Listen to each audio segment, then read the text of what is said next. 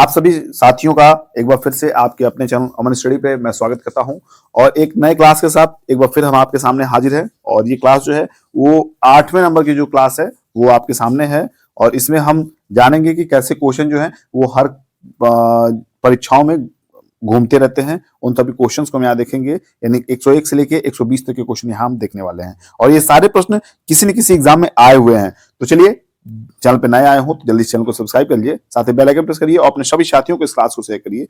और देखते हैं पहले क्वेश्चंस को। पहला क्वेश्चन हमारा है 101 नंबर का, उष्म व्यंजन कौन सा है? तो उष्म व्यंजन पहले जान लीजिए आपकी श, सौ, श और ह। ये चार वर्ण जो है ऐसे हैं जो उष्म व्यंजन के अंतर्गत आते हैं। आपको ह दिख रहा है, ये जो तीन है आपको ये उष्म व्यंजन नहीं है, तो ए जो है आपका ये राइट ऑप्शन हो जाएगा। देखिए, अगर बात करें 102 नंबर की तो दिया है कि हिंदी वर्णमाला में उष्म व्यंजन कौन से हैं। तो अभी हम बात किए हैं, तो ये देखिए डी ऑप्शन आपको दिया है श, श, श और ह। अब बात करें 103 नंबर की तो दिया है कि स्र एक संयुक्त व्यंजन है। बिल्कुल सही बात है। इसमें किन दो वर्णों को सम्मिलित किया गया है? किन दो वर्णों को सम्मिलित किया? पहले ये स्र के साथ और भी जो संयुक्त व्यंजन उनको जानते हैं। तो आप देखेंगे कि आपको छ भी जो है संयुक्त वर्ण की श्रेणी में आएगा, यहाँ त्र भी आपको संयुक्त वर्ण की श्रेणी में आएगा और आपको ज्ञ भी जो है आपको संयुक्त वर्ण की श्रेणी में आएगा और स्र ऑलरेडी है। तो कुल कितने हुए? कुल हुए कितने? चार हुए। याद रखिएगा संयुक्त व्यंजन कितने हैं? चार हैं, छ, त्र, ज्ञ और स्र। तो सबसे पहले सौ और रौ वर्णों के मेल से हुआ है? जी नहीं हो पाएगा, ये नहीं सही है। और आप देखिए जरा, ये श और रौ वर्णों के, जी बिल्कुल नहीं। लेकिन जब बात सी की आएगी, देखिए जरा, ये सौ और रौ के ये वर्षों नहीं वर्णों हो जाएगा। क्या हो जाएगा? वर्णों। ये देखिए आपको वर्णों के मेल से, श और रौ के वर्णों के मेल से स्र का निर्माण होता है। इसको याद रखिएगा, ये प्रश्न आपसे पूछा सकता है। ये डायट लेक्चरर एग्जाम में 2014 में पूछा गया था। ये देखिए, ये जो 104 नंबर का प्रश्न है ये यूपी टेट एग्जाम में पूछा गया है। ये दिया है छ वर्ण किसके योग से बना है? तो आप छ को जानते हैं कि आधा क, यानी क और क का आधा प्लस ये वाला स, षटकोण वाला श जिसको कहते हैं, ये क प्लस स जो होता है ये छ का निर्माण करता है। इस तरह ए ऑप्शन राइट हो जाएगा। बात करेंगे 5वें नंबर प्रश्न की तो दिया है कि निम्न में संयुक्त व्यंजन कौन सा नहीं है? निम्न में संयुक्त व्यंजन कौन सा नहीं है? तो यह है, छ है, त्र है, ज्ञ है। तो आप किस पर टिक करेंगे? आप य को टिक करेंगे। वजह आपको मैं बता चुका हूं। यहाँ देखिए छ है, ये संयुक्त में आता है, यहाँ त्र है, ये संयुक्त में आता है, यहाँ ज्ञ भी आपका इसमें आता है संयुक्त में, और आपका स भी जो है ये आपका संयुक्त में आता है। ये चार वर्ण ऐसे हैं जो संयुक्त में आते हैं और यह जो है इनमें से अलग है, इसलिए ये ऑप्शन सही हो जाएगा। 106 नंबर का प्रश्न है कि निम्न में से संयुक्त व्यंजन है। निम्न में से संयुक्त व्यंजन है, ए है स्र, बी है ब, सी है भ और डी है श। तो बात करेंगे जब हम संयुक्त व्यंजन की, तो आप इसका सही जवाब दीजिए। तो संयुक्त व्यंजन कौन सा है आपका? स्र है। क्या है? स्र है। बाकी जो है ये ब, भ, स है, ये संयुक्त व्यंजन के अंतर्गत नहीं आते हैं। 107 नंबर का जो प्रश्न है ये दिया है संयुक्त व्यंजन ज्ञ बनता है। संयुक्त व्यंजन जो ज्ञ है ये कैसे बनता है, इसका सही उत्तर में देना है। तो चलिए मैं आपको डायरेक्ट बताता हूं। आप जब भी करेंगे यहाँ पे ज लिखिएगा और ज को आधा कर दीजिएगा और प्लस आप इ कर दीजिएगा। क्या कर दीजिएगा? इ। तो ज और प्लस जो इ है आपका ये ज्ञ बनाएगा। तो देखिए जरा कहाँ है आपको ज प्लस इ, आधा ज प्लस इ बी पे मिल जाएगा। 108 नंबर का प्रश्न है, ये इसको समझते हैं कि दो व्यंजन जब एक साथ मिलते हैं तो क्या कहलाते हैं। तो जब भी दो व्यंजन एक साथ मिलते हैं, आप पूर्व के क्वेश्चन को देख लीजिए। आधा जौ और प्लस इ था आपका, जो मिलके आपको ज्ञ बना रहा था। क्या बना रहा था? ज्ञ बना रहा था। तो जब ये ज्ञ बना रहा दो अक्षर मिलके, तो ये संयुक्त अक्षर में आ रहा है ना, संयुक्त अक्षर में ज्ञ आ रहा है। तो दो व्यंजनों के जब एक साथ मिलते हैं तो क्या कहलाते हैं? वो संयुक्त व्यंजन कहलाते हैं। क्या कहलाते हैं? संयुक्त व्यंजन कहलाते हैं। बस इस बात को दिखाने के लिए मैं इस चीज को यहाँ बनाया था। क्या करना था? इस बात को स्पष्ट करने के लिए। 109वें क्वेश्चन की बात करें तो 109वां क्वेश्चन है कि निम्नलिखित व्यंजनों में से कौन सा संयुक्त व्यंजन नहीं है? निम्नलिखित व्यंजनों में से कौन सा संयुक्त व्यंजन नहीं है? तो आप जानते हैं छ भी है, त्र भी है, श्र भी है, लेकिन जब बात स की करेंगे तो ये आपका उष्म व्यंजन के अंतर्गत आता है। 110वें नंबर प्रश्न की बात करेंगे। दिया है त्र जो है, त्र ध्यान देखिए, त्र किन वर्णों के सहयोग से बना है, तो आप डायरेक्ट समझिए इस बात को कि किन वर्णों के मेल से बना है, तो तो का आधा और प्लस र, ये हो जाएगा आपका त्र का निर्माण करेगा। किसका? ये त्र का निर्माण करेगा। इस तरह ये संयुक्त अक्षर के या वर्ण के अंतर्गत आते हैं। तो देखिए जरा आपको कहाँ मिलेगा आधा तो प्लस रो, ये बी के ऑप्शन पे आपको मिल जाएगा। 111वें नंबर प्रश्न की बात करेंगे हम। निम्न में से कौन एक अल्प प्राण ध्वनि है? निम्न में से कौन एक अल्प प्राण ध्वनि है? ए है क, बी है ख, सी है घ और डी है ध। तो जो अल्प प्राण है, पहले अल्प प्राण समझने वाली बात है। क्या है अल्प प्राण? जैसे मैं कुछ चीजें लिखता हूं, उसको आप समझने का प्रयास करिएगा।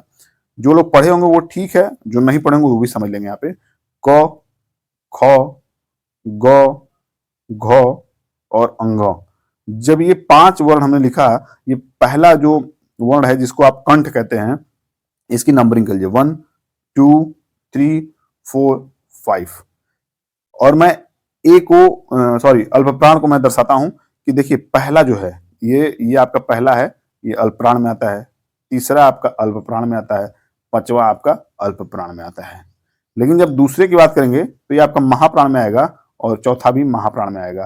तो निम्न में से एक अल्प प्राण ध्वनि है। तो देखिए अल्प प्राण में आपका ये ख है, ये ख जो है ये आपका है महाप्राण में है, तो ये कट जाएगा।